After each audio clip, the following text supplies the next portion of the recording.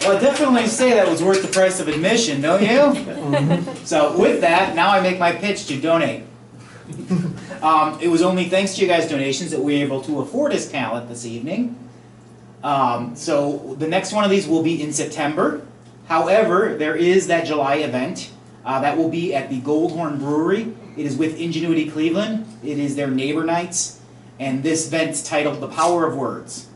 Where the hell is a Goldhorn? Goldhorn Brewery is at near 55th and St. Clair in Cleveland. Okay. I will be sharing information if you follow our Facebook page.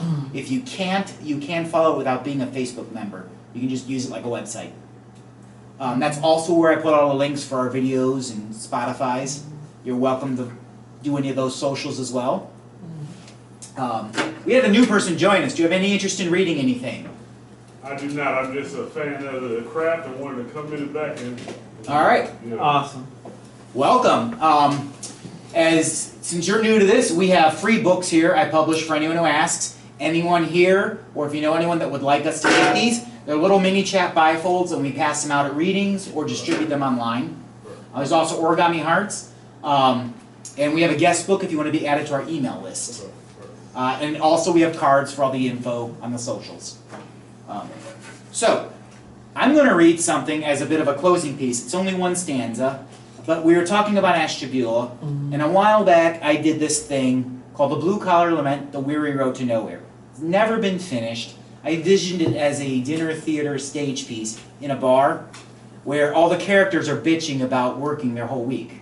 For blue-collar workers, they all gather in this bar on Friday and bitch about their various jobs, although none of them actually really speak to each other.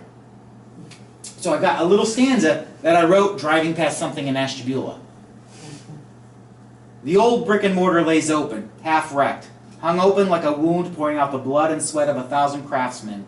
The men whose sons' mothers cried when those sons took to the streets. The trail of tears that eventually flooded the river they used to feed their family. Now poisoned by the sludge belted out in Chemical Alley, where the boys worked just enough to afford another fix and meet their dealer at that old brick and mortar. Right.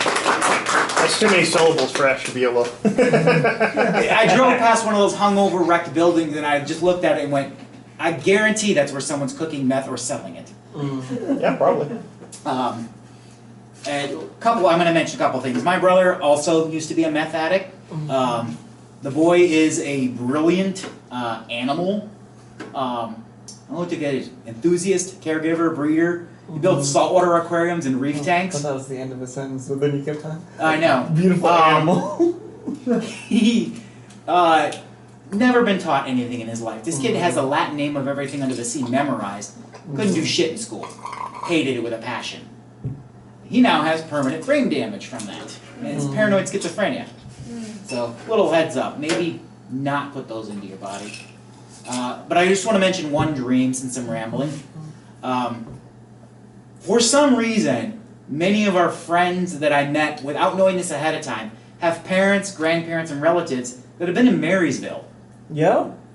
Specifically. Like my mother was an inmate there when I was born. And she returned a few times growing up. Knowing that I make these little poetry books, it has been kind of this dream of mine for years to return to that prison and print their stories and hand them out at these readings. There's a part of me that pictures me walking up on that stage with these various friends and said, I want you all to take a look at us. We're your children. So, anyone's ever interested in that project, I could sure use the help. I just lack the time to contact the correct people. Good luck, my friend. Yeah, I've even contacted a couple of podcasts that work out of the prisons as well. Just, they're too busy doing their own thing. Yeah. Alright, so with that, I'm going to close the word. Thank you for coming. Feel free to loiter. Enjoy our stuff. And I will see you guys either in July or September.